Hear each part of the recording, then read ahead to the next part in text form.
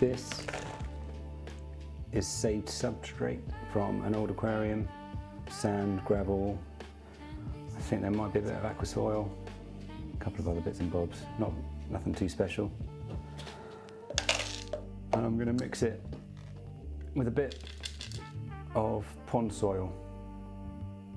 If you want to know more about this sort of substrate method, MD Fish Tanks on YouTube, it's a great source.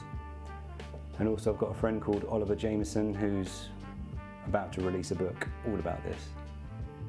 So that they'd be a good sources, I'd say.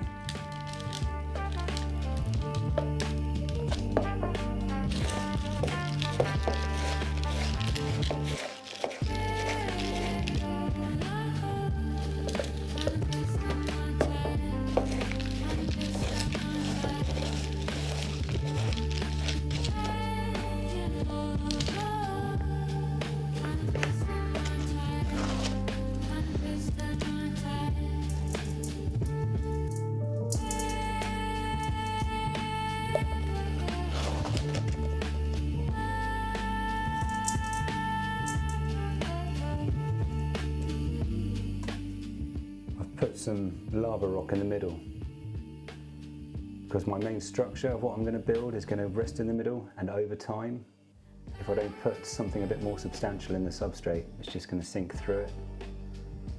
So it's just there to give a more stable platform. This is some sand I've saved from a previous scape as well. I think this is kids playing sand. It's really, really fine. I'm just going to put a quick capping on just to help lock things in.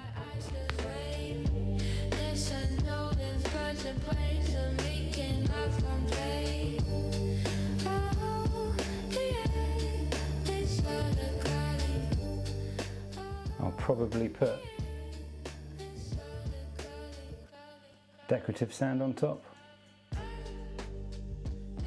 but I'll do that after the hardscape. But for now, that'll do.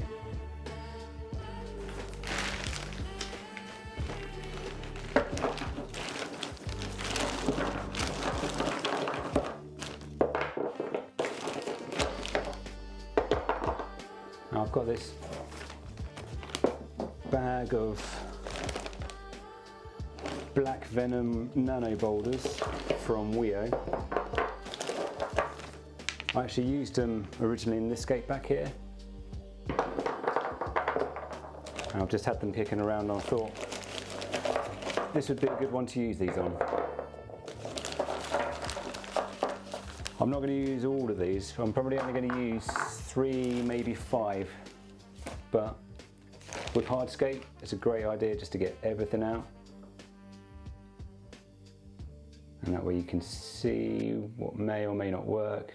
Just having them all here before I put them in there, you can just sort of start seeing, having a think. So that's quite nice. It's got quite a few features. It's got a big chip out of it, which I don't like, so I don't know. That one looks pretty good. That could be a good key main stone. And this one, it could be good for sort of sitting on underneath. Don't know. I'm gonna have a little play with that now. So I've added another layer of lava stone and put a bit more sand on it because I just felt everything was a little low. I'll put in this rock. This is actually my biggest rock, but it's not my keystone. So I want to get my keystone somewhere around here. I want it leaning forwards because the light's going to be coming down from above. So I want shadows in this sort of area here. If I make it lean ever so slightly forwards, I'll get more shadow around here, sort of accentuating this feature in this sort of area here. Now let's have a look. I can't really tell from above, but yeah, it's going to be viewed from sort of this angle here. If I can make that ever so slightly more forward, maybe a bit more upright.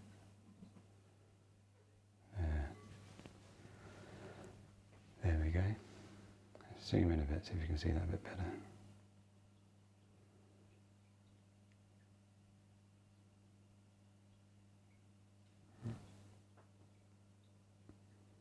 There we go. liking that. I don't know how well you can see it.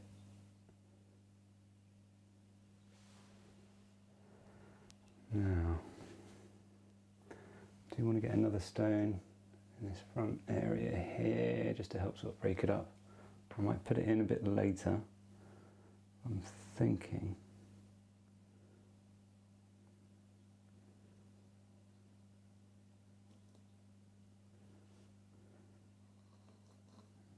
something simple like that. So we'll have some green in between the two sets of stones.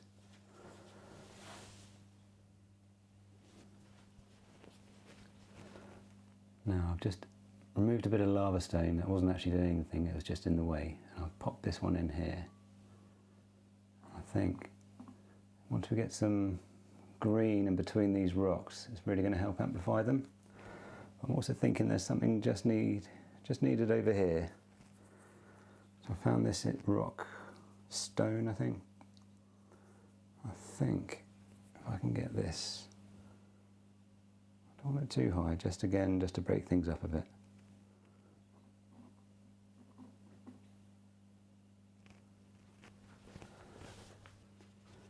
Now, just to make sure that this big stone doesn't topple over when I move it or do whatever with it, I've just got a little bit of, use my tweezers, tissue paper.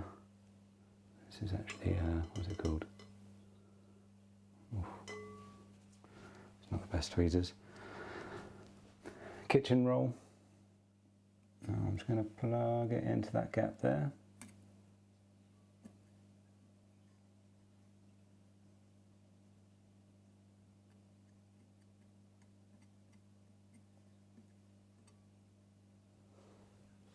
I think I'm going to try and get a second one in that space there. And hopefully that would be alright. Am I going to see that? Oh, I might see that at the front, so I won't do a second one there. I'll have to go underneath, further down and around.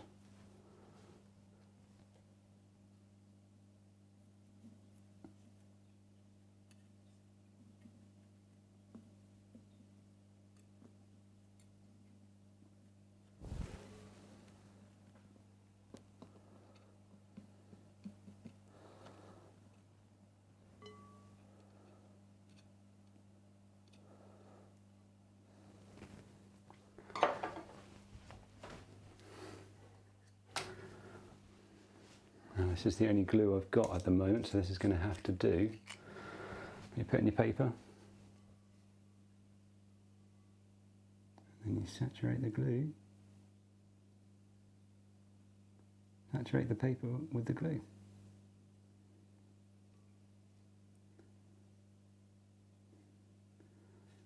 Now this does make a smoke, so make sure you stand well clear and you don't breathe it in. You have been warned.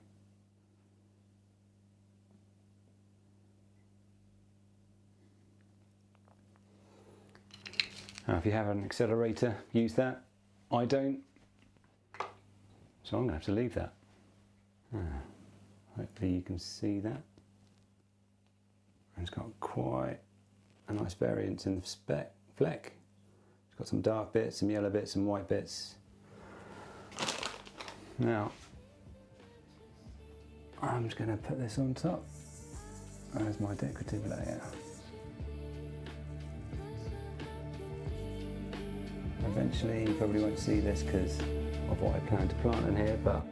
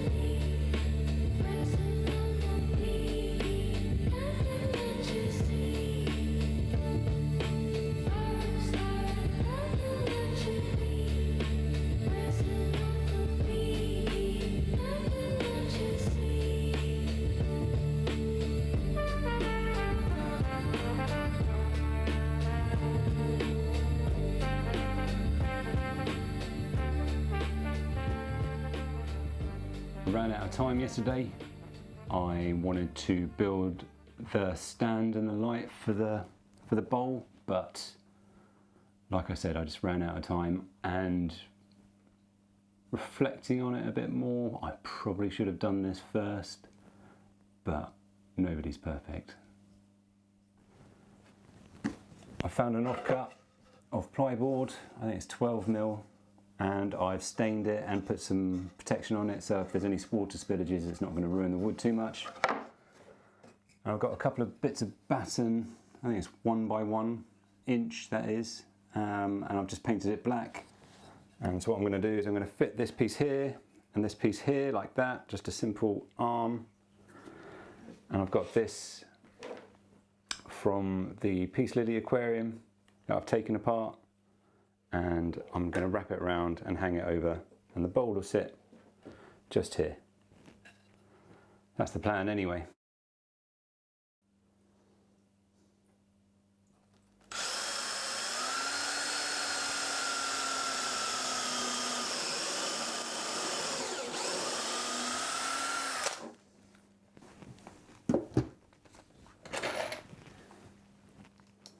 I think just one screw will be ample, 'cause it's not very heavy.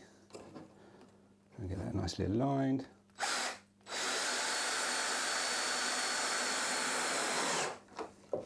There we go.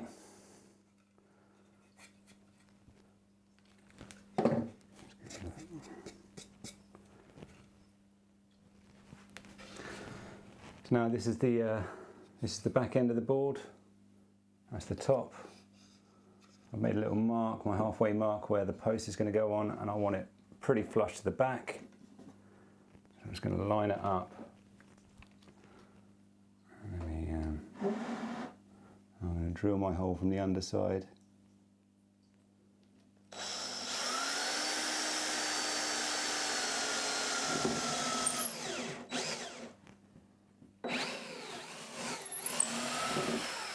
There we go. My screw.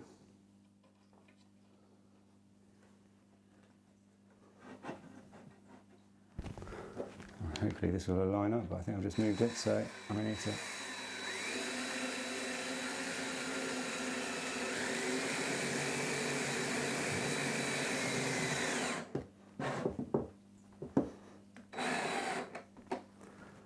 Okay, so I put the screw head in slightly past the surface, so that should now sit flush without making this wobble or anything.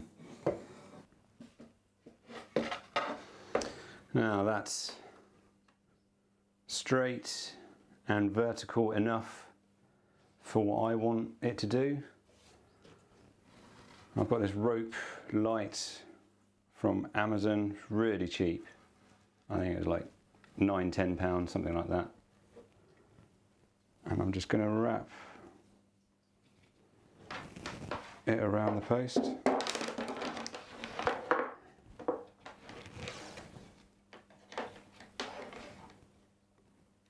Like so.